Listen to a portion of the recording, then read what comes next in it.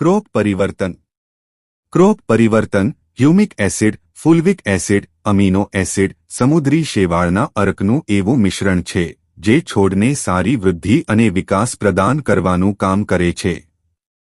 દરેક બિયારણમાં ક્રોપ પરિવર્તનનો પટ આપવાથી તે ઝડપીથી ઉગી નીકળે છે અને તંતુ મૂળ વધારે છે, જેથી બિયારણ નિષ્ફળ નથી જતું અને ખેડૂતના ખર્ચ અને મહેનતમાં ઘટાડો કરે છે.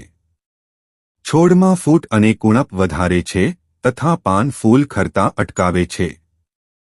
ફળમાં કલર, સાઇઝ, ચમક વધે છે, જેથી પાકનો ભાવ પણ વધારે મળે છે. પાકમાં ફળ અને ફૂલોની વૃદ્ધિ કરે છે.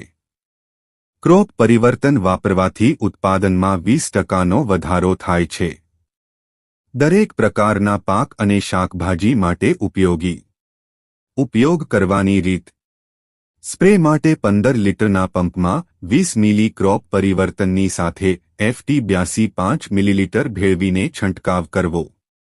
લાંબા ગાળાના પાક માટે આખી સિઝનમાં 10 થી 15 દિવસના અંતરે 3 થી 4 વખત છંટકાવ કરવો. શાકભાજી માટે દર 7 થી 8 દિવસે છંટકાવ કરવો.